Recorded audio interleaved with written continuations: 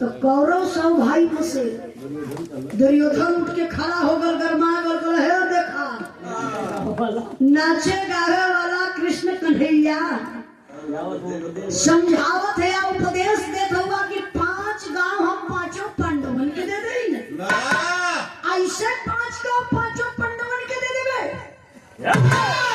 जब तक लड़ाई ना हुई महाभारत ना हुई सुई के नोक भर जमीन ना दे पांचों पांडवन के। ए भैया तो कहला कि जकरे रथिया पर मुरारिये बैठल हो ओकर का कोई बिगाड़ी कौरवन के समझ में ना आयल बतिया विनाश काले विपरीत बुद्धि ना समझ पौले बाबू महाभारत हो गयल। जब महाभारत हो गयल ये बिरहा भी गौले वाली हमारे YouTube चैनल पर आप लोग जाके सुन भी लिया उजाला यादव ऑफिशियल पर हमारे चैनल पर आप लोग सब्सक्राइब कर लिया। एक बिरहा जल्दी का गौले वाली की लाश के साथ बलात्कार। वाह ये कैसे हो गया? अब जरा सोचिए इंसान का मानसिकता कितना नीचे गिरल चल जाता कि लाश के साथ बलात्कार जानवर से भी खराब इंसान हो गया। अब बिरहा आप लोग सुन ले तब समझ में आई हमारे चैनल पर उजाला यादव ऑफिशियल पर YouTube चैनल पर। लेकिन महाभारत जब हो गया वाह कुछ जने मरा गए पांचों पांडव साथ में रानी द्रौपदी अब चरण हमारे बाबू पर्वत पर गले बदे जब गले चलत हुआ मास्टर साहब तो और क्या बात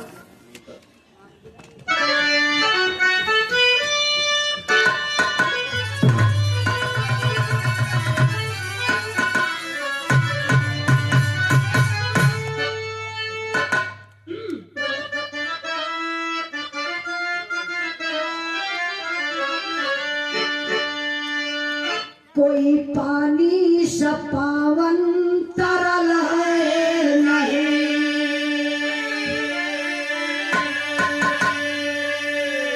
पानी जीवन है पानी में ढल जाएगा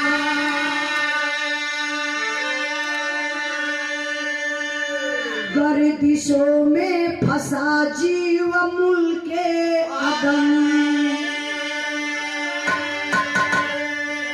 मशविरा दे धरातल पे ढल जाएगा कोई जीवन पे कैसे भरोसा करे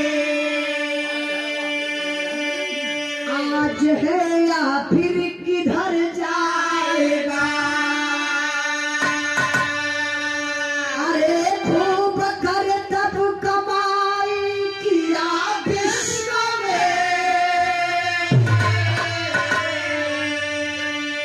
आखिरी वक्त पर याद किधर जाएगा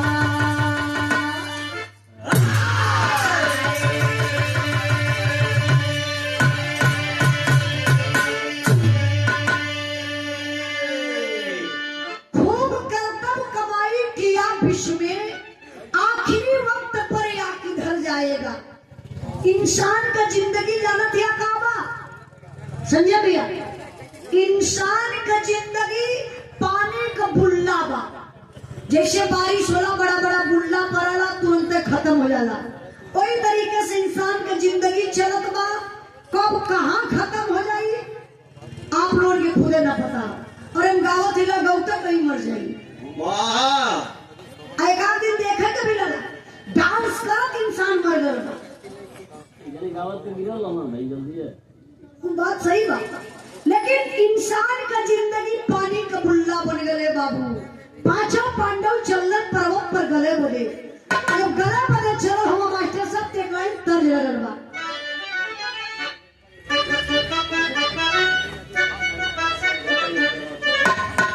आप शैलेंद्र बीडीसी बड़े भैया जी की तरफ से 100 रुपए का पुरस्कार और इस कमेटी के अध्यक्ष महोदय प्रमोद यादव जी की तरफ से 100 रुपए का पुरस्कार बहुत बहुत प्राम आशीर्वाद कचा रही आवा लोगन के ठंडी टोवत के धीरे धीरे जातो हुआ जल्दी करा महाभारत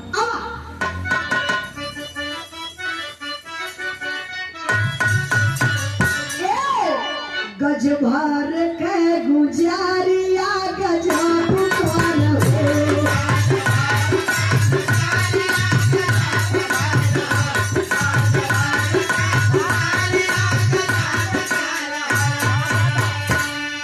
भाव पर ध्यान नहीं कहना बका ऐसे बढ़िया तो ठीक है।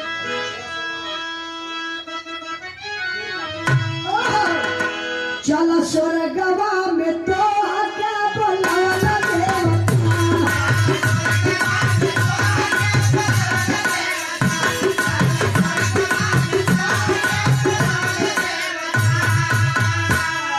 चल बैठा विमान में सुनावला देवता हो। चल स्वर्गवा में तो क्या बोलावला देवता।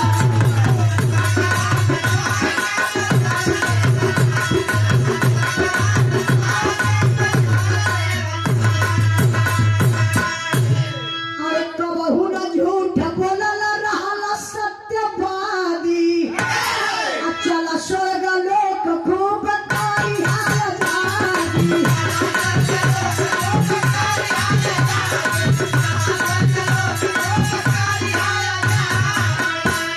अरे तुहके रहिया में फूल बरसवत देवता हो। चल स्वर्गवा तोहके बुलावत देवता।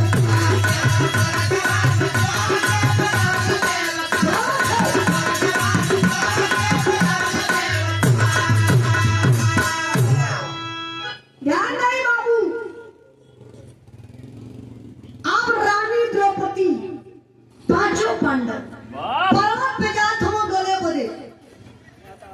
रानी द्रौपदी भी गल गई, अर्जुन भीम नकुल सहदेव इहो चारों भाई गल गए। नंबर आ गल युधिष्ठिर जी का। युधिष्ठिर जी पर्वत पर चल जात हो, लेकिन युधिष्ठिर जी गलते ना हो। युधिष्ठिर जी के नीचे अंगूठा गल बा, खाली सिर्फ अंगूठा गल बा, बाकी शरीर एकदम सेम बा, गलते ना हो। तब तक बाबू आकाशवाणी हुई, ऐ युधिष्ठिर आपको इस पर्वत पर गलना नहीं है। युधिष्ठिर जी कहना आखिर काहे बदे हमके ना गले के बाद पूरा परिवार गल। कहा आप बहुत नेक इंसान हैं, नेक काम किए हैं, उपकार किए हैं, लेकिन एक बार जिंदगी में आप झूठ बोले हैं।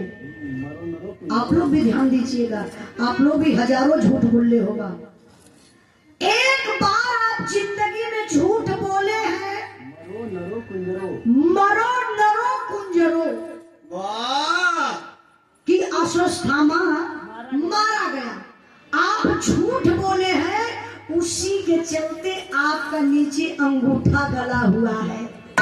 बाकी आप स्वच्छ इंसान हैं, आपको सीधे सीधे स्वर्गलोक चलना है। इतने में बाबू एक विमान आयल। जब विमान आयल मास्टर साहब तो भयंकर तर्ज बदल गई।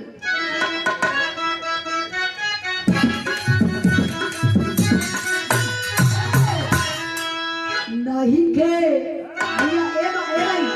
सके भारी होता टोन बना दे। एक पॉइंट ये भी आपके सुना था करना हो बंद कर देता आपका सुनो तो बाद में सुन लिया नहीं तो लीड लगा ला। हाँ लो ठीक बा।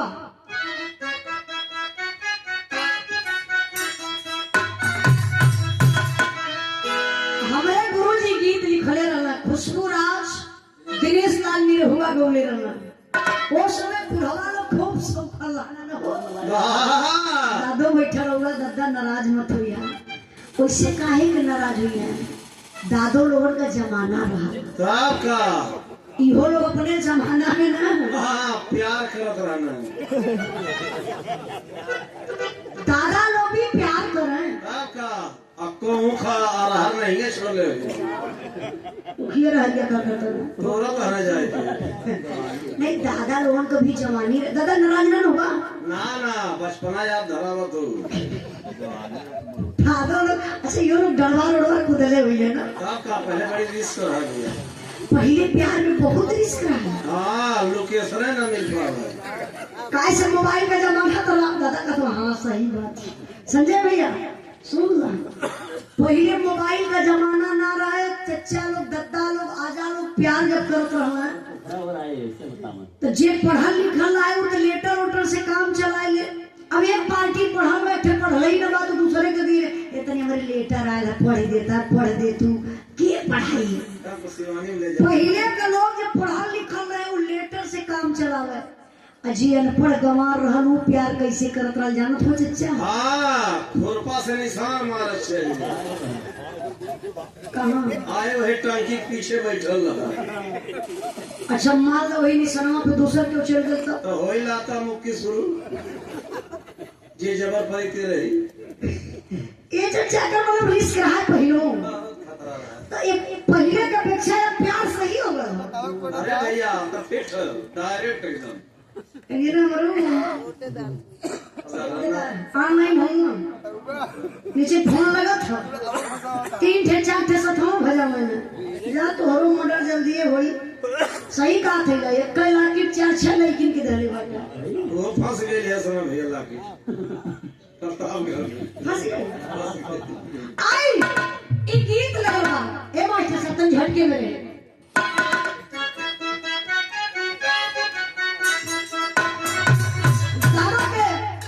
दादा के जमाने के बाद कैसे नहीं के उमर के खियाल हो बुढ़ाई लाल के बुढ़ावा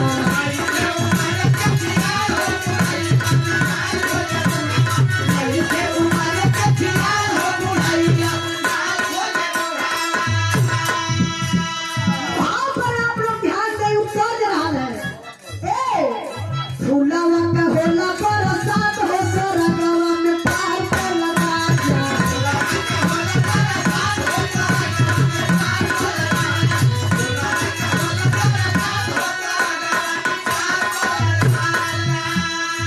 सरगवा में देखा राजा दुई को बहरिया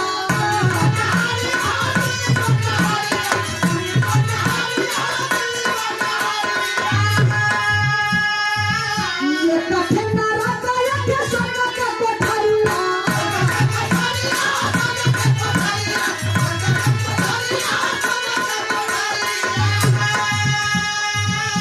अरे लड़का वाला लोग भी लगता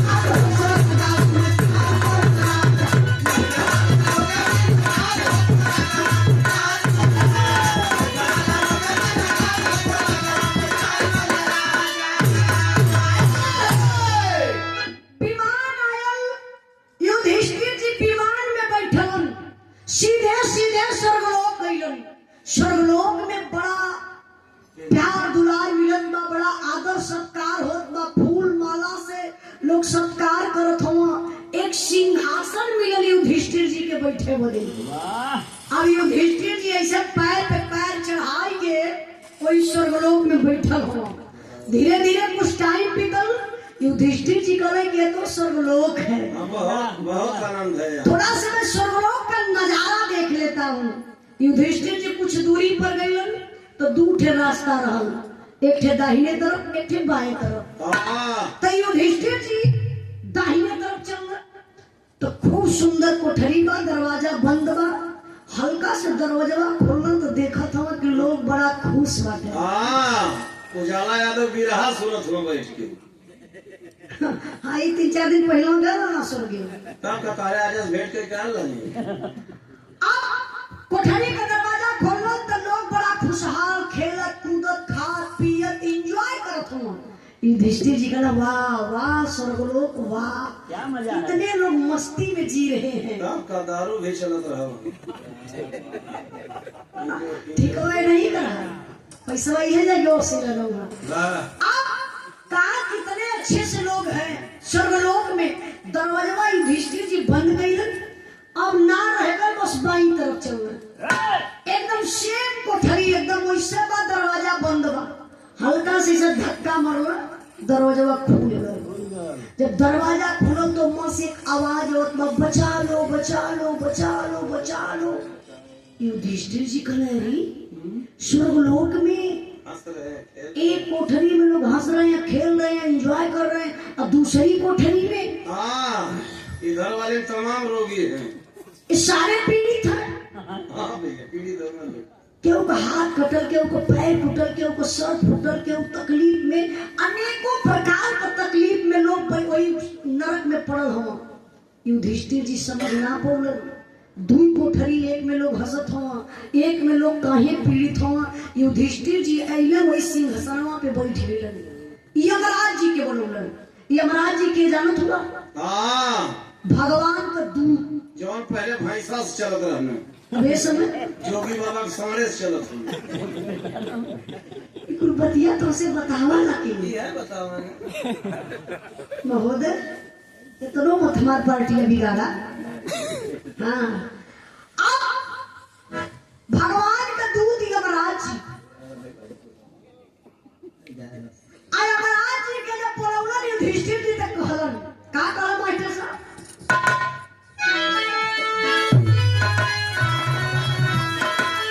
अरे शनुनावा 584 के लिए 100 के छोड़ 5 के ले ले।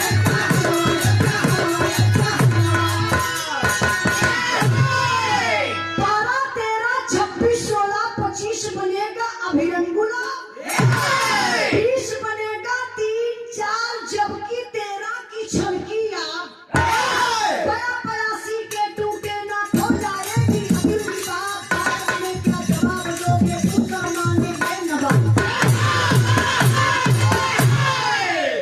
सोचिए युधिष्ठिर जी बोले यमराज जी से, कला सरकार हम बड़ा कंफ्यूज है स्वर्गलोक में।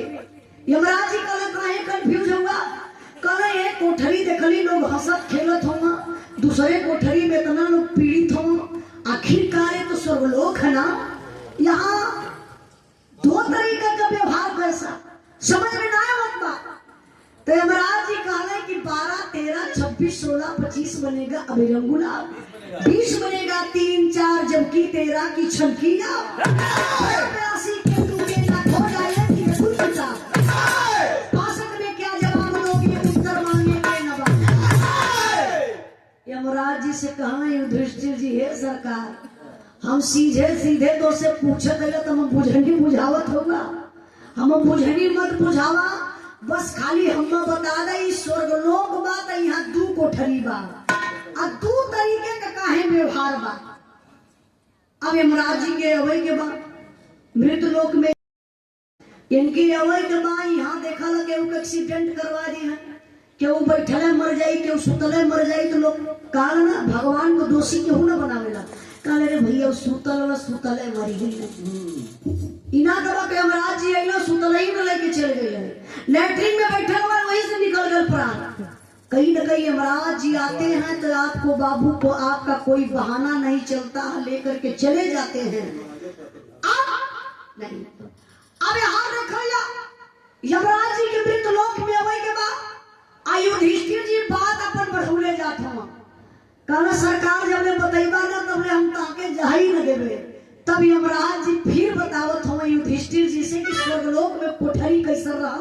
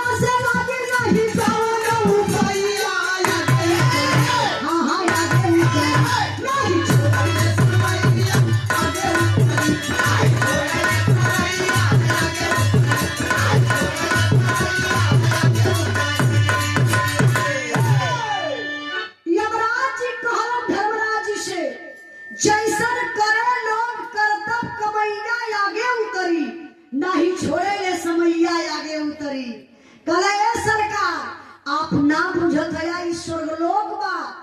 दू तरीके के व्यवहार ये लिए होत बा, जे नेक काम करेला ओके स्वर्ग प्राप्त हो जाला यहाँ अइले के बाद। जे गलत करेला ओके नरक वाली कोठरी मिल जाले। कहला यमराज की यहाँ ऊपर सीसीटीवी कैमरा लगल बा। बिरहा के सुनने वाले भैया बाबू, आप लोग भी गलती करेला। ये बिरहा भले महाभारत का बा, लेकिन आप लोग अपने ऊपर लेके सुनिए। कभी कभार आप लोग भी गलत करेला। माई से चोरी करबा, बाप से छुपा लेबा, समाज से छुपा लेबा, लेकिन वो पति परमेश्वर से ना छुपा पैबा। वहाँ सीसीटीवी लगल बा, वो कैमरा में कैद होत हुआ। प्रयागराज में नागा लोग ये लोग के का होई? अब तू ही बता सकला। टेम्पो उम्पो खींच देता हाय बिरहा पर ध्यान दे। कहा जैसन करे लोग करतब कमैया आगे उतरी, नहीं छोड़े ले समैया आगे उतरी। ए चचा चचा चचा टोपी वाला चचा, टोपी पोटेदार चचा, पोटेदार चचा 5 मिनट बैठा। बिरहा पर ध्यान दे बाबू। अब धीरे धीरे समय बीतल, अब तब ने युधिष्ठिर जी का निगहिया ऐसा ऊपरा चल गई। स्वर्गलोक में तराजू। युधिष्ठिर जी बड़ा कंफ्यूज भइले, कहले कि अरे ये तो स्वर्गलोक है, ये स्वर्गलोक में तराजू ये पाका तब मिल जाला। फिर यमराज जी के बोलो, करे महाराज यहाँ बा, ई स्वर्गलोक बा, यहाँ तराजू कैसन बा? मुर्गा को कहाँ रहल भैया मैं ये साथ जाके मैं काटत रहने। तब यमराज जी कहला, काला ये तराजू ये लिए रखल गई बा, पाप पुण्य तौलल जाला। अब पाप पुण्य जब तौलल जाई तब तौलाई कैसे मास्टर साहब? 1 मिनट।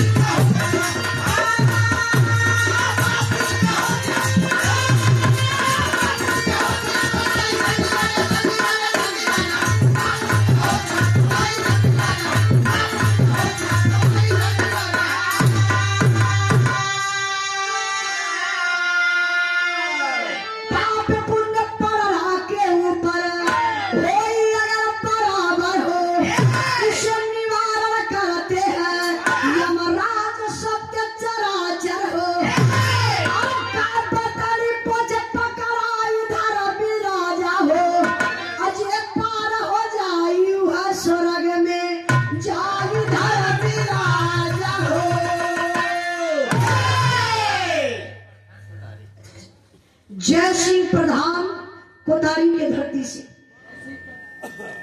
अच्छा भावी प्रधान पद के प्रत्याशी जय सिंह, भावी प्रधान पद के प्रत्याशी। हम कहीं जय सिंह भैया चल रहेगा। माता रानी विजय का ताज आपके सर पे लहरावे, मेहनत करत रहा भाई। तब का अब बस मुर्गा दारू शुरू करना। अच्छा एक बात बताई, प्रधानी के चुनाव में गांव वाले इतना परेशान कर दिए।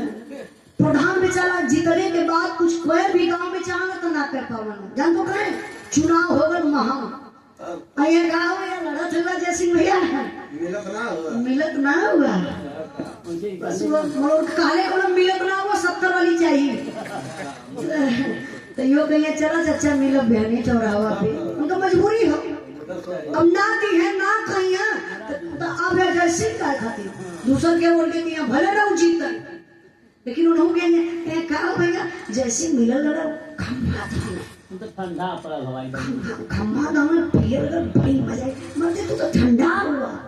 अच्छा जगह पिए वाले जो हो प्रत्याशी के गरम ना रोज हरवाई है, रोज जितवाई है। कहे मर्दे तो रोज बिगड़ा था खाली रोज है ओट का गठारी पिए वाले लेके घूमना है। 70 धमरी हो रहा कहे 60-70 उठमरी हो रही है, मतलब इनके रोज दारू चाहिए। लेकिन निस्वार्थ जे अगर चुनाव में साथ दे जय सिंह भैया, चाहे जे भी केहू भी रहे, आप लोगों से ये हाथ जोड़ के निवेदन करो कि अगर प्रधान से काम लेवे के हो तो प्रधान का खर्चा कम करावा प्रत्याशी लोगों का। अरे 5 साल में इसका मेहनत लगा रहा है। बहुत बहुत जय सिंह भैया के प्रणाम। माता रानी विजय का ताज आपके सर पे लहरावे। गुलाबपुर के धरती से गोरे राज मिस्त्री आपके तरफ से 100 रुपए का पुरस्कार। भैया के बहुत बहुत प्रणाम, आशीर्वाद बनल रहे। तनी आई बिरहा पर आप लोग ध्यान देंगे, कहा से झटकई में गावे के हो। आज आज भैया ने बोला अरे कहाँ पिछियाई बाटा। अच्छा हमारे दीपक भैया प्रधान पद के प्रत्याशी तो के तमन चिन्हत हई हो जाला है। अच्छा वो आप ये बोले कला जो हम कहली है कि मुर्गा दारू पे वोट मत दिया ये ना भैया। बहुत बहुत दीपक भैया के प्रणाम। प्रधैया पूर्ण हुआ। अच्छा उनके समर्थन में हो दीपक जय सिंह भैया आपके सम्मान में हमारे दीपक भैया सम्मान के लिए 100 रुपए का पुरस्कार दे के एक बार जोरदार ताली बजा के आप लोग स्वागत करिए। ताली से भरा जाके एकदम गर्म हो जाए। हम कहिला कि दीपक भैया ने ताली ना बजाई, अगले जन्म में घूम घूम के बजाई। कहाँ लोग बजाई? इलाहाबाद रेलवे स्टेशन पे। कैसे लोग बजाई? अरे कहे दीपक भैया आ गए बनी आए हाय। आ गए हम मड़ुआली के भड़ुआ पा। तीखा उखा लगा चल। हाँ शिकायत हो गई है ना। अरे जा अपने से अपन कटवाओ थोड़ा करता। बिरहा पर ध्यान नहीं बाबू। ए बिरहा में कहाँ पहुँचल रही? अच्छा कवा के है? आप लोग बताइए बिरहा कहाँ पहुँचल रहे चचा कोटेदार चचा? देखिए हम ईमानदारी से गावत ना, आप लोग ईमानदारी से सुनत होगा कि ना? ओ क्या बात है। देखला ना दीपक भैया बिरहा बड़े ध्यान से और ईमानदारी से सुनत हुआ। धन्यवाद भैया। माता रानी बनौले रहे आप लोगों के। चारे जने बिरहा सुनवैया रहे लेकिन मजबूत रहा। युधिष्ठिर जी का नजर गई रही ऊपर देखला तराजू। यमराज जी के बुलाए के पूछना करे सरकार कि कैसन तराजू ऊपर आवा। यमराज जी कहना यही पे पाप पुण्य तौलल जाला। पपवा ज्यादा हो जाई तो नरक वाली कोठरी में रख दिया जाई, पुण्य ज्यादा हो जाई तो स्वर्ग वाली कोठरी में रखल जाई। तब ले युधिष्ठिर जी फिर सवाल करे महाराज रुका पाप पुण्य अगर दोनों बराबर हो जाए तब सिक्का उछाल जाए। एक बात बताई कबो को देखा ना तराजू में एकदम बराबरी का मामला हो जाला तो कुछ उमा कहे जा रहा है वहाँ कितनी से भैया काटा झुका के दाने तो दिक्कत हो जाएगी। अगले जन्म में के हिसाब दे ऐसा बोला ना कोटेदार जी। हाँ, आप तो ज्यादा तो यहाँ पे कटोरे से तब का है का यूनिट से ले ले सुन लो मार दो 5 किलो कोटेदार लो तो ये संदेशा लगा। अरे हम जाना थे नहीं चचा आप लोग अन्नदाता हैं, बहुत मेहनत करीला कोटेदार जी। तब का मुंह से ले कुल जोक दे देंगे। अच्छा इनके शर्म ना लगत है। अब वो कोटेदार में बीन के पछोर के तब दी है जो नवा तो सरकार की तरफ से उठा दे भाई चाहे जैसा रहना सरकार बिछावा में नमक तो ऐसा मिलत रहा तो वहाँ पत्थर रहा। अब क्या करो वहाँ कोटेदार का कौन गलती हो? जब सरकार गलत देत बा तो कोटेदार जो नमक तो वह बटिया ना बटिया फिर के जेल हो जाई भाई मजबूरी बा। अब आई बिरहा पर ध्यान दे। बिरहा पर मास्टर साहब कहा युधिष्ठिर जी कि पाप पुण्य दोनों बराबर हो जाई तब का कल जाई। यमराज जी कहना यही गैया का पोछ पकड़ाए के यही बैतरणी नदी में दौड़ा दी जाई। जे पार हो जाई वो स्वर्ग में चल जाई अजय वही नदिया में रह जाई फिर ओके नरक प्राप्त हो जाई। अगर गैया डूब के मर गए सब तब तो भैया हमें ना तरी जानकारी है। हाँ अब तू अपन समझ लिया। बिरहा पर ध्यान दे बाबू। अब युधिष्ठिर जी का दिमाग जो है ना घबराए लगल कहले पाप पुण्य। अच्छा इंसान धरती पे रहेला हजारों पाप करी लाखों पाप करी पापे को रोटी खाई लेकिन अगर उनके पापी कह देबा तो माने के तैयार ना हुई। तो युधिष्ठिर जी ऐसा हाथ जोड़ना यमराज के सामने कहना महाराज हमके ई बता दिया जाए कि धरती पे के कैसन कौन ऐसन कर्म करेला, कौन ऐसन गलती करेला जो ऊपर अगले के बाद ऐसन दंड भोग मिलेला। तब कुछ 60 बात बाबू यमराज जी बताओ तो युधिष्ठिर जी से तनी से आप लोग भी विचार कर जाइए कैसे।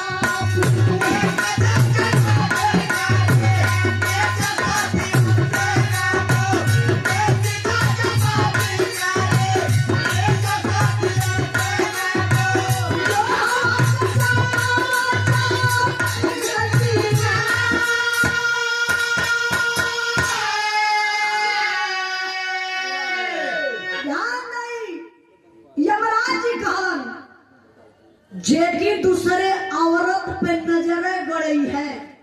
भैया भैया जयसिंह भैया बस एक मिनट खाली यहाँ सुन लेंगे। कहा ये धरती पे अपने औरत के बजाय दूसरे के औरत के ऊपर गंदी निगाह से देखी, गलत संबंध जोड़ी, तो जब ले धरती पे रही तो तो बड़ा मजा पाई, लेकिन ऊपर आने के बाद ऐसा दंड में पावल जाई तो ये पति परमेश्वर हिसाब ली है, तब ओके बीचों बीच बदन से चीर के ओके वही नरक वाली कोठरी में रख दिए। ऐसा बात ना